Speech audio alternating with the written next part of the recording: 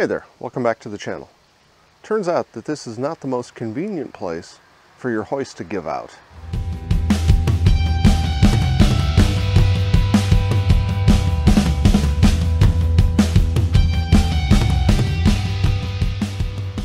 So we were using this hoist to put this engine in with the transmission attached, and it got to this point and just would no longer lift.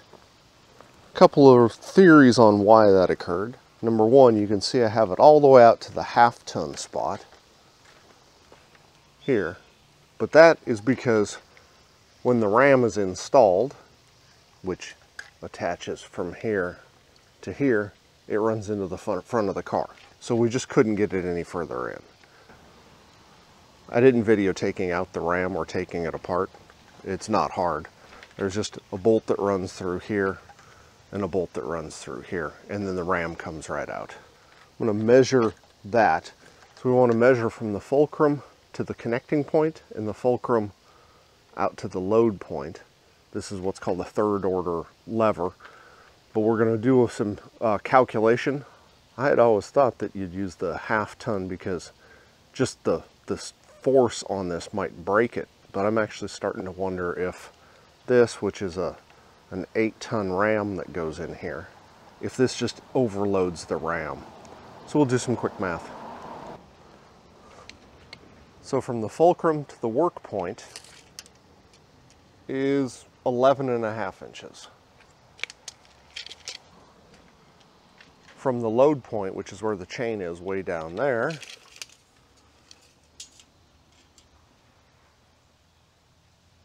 is 59.5 inches. We'll just use this simple calculator I found online. We know we have a class 3 lever, and we're going to be using all imperial units. So let's change these to inches and pounds. And this arm was 11.5 to the fulcrum. Total length was 59.5.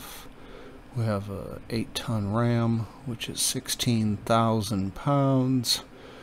And let's do a quick calculation. So it looks like almost 3,100 pounds is what it can handle out at the load end. So we definitely aren't overloading this ram. We should be just fine. So, as suspected, it's something else.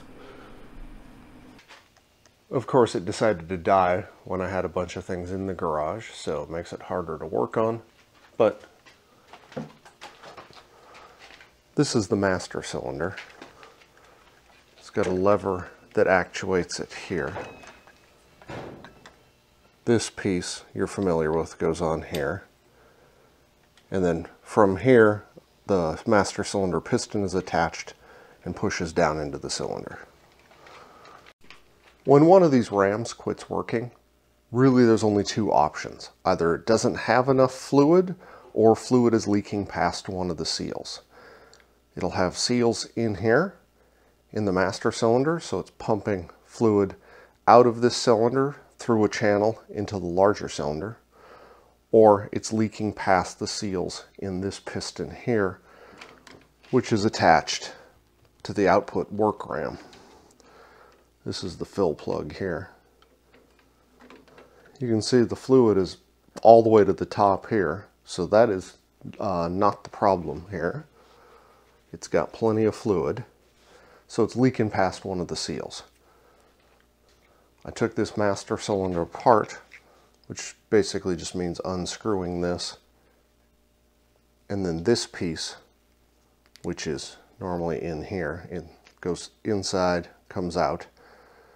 This has to come out of that.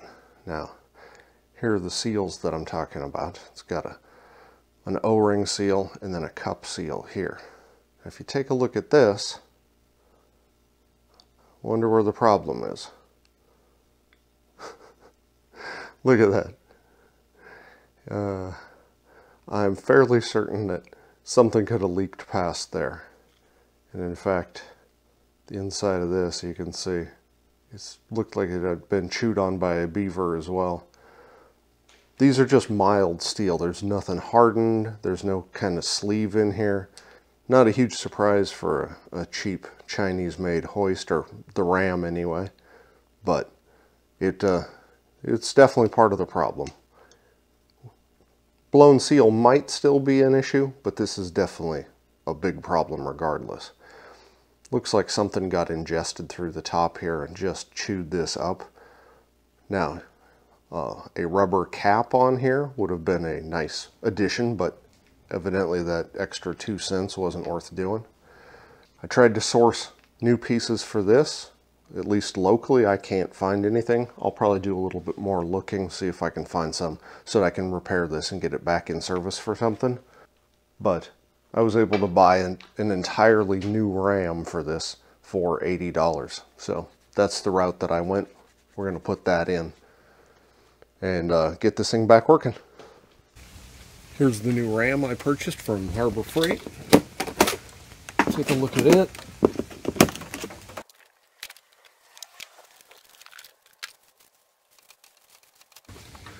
Looks like it's basically the same thing.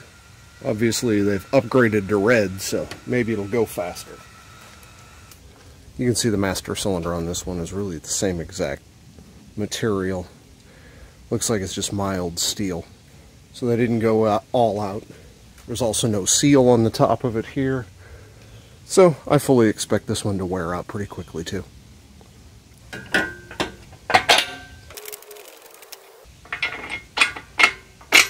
There we go. That's all there is to installing a new ram on these things. It's a real easy repair. Now we can continue getting this motor in. Thanks for watching.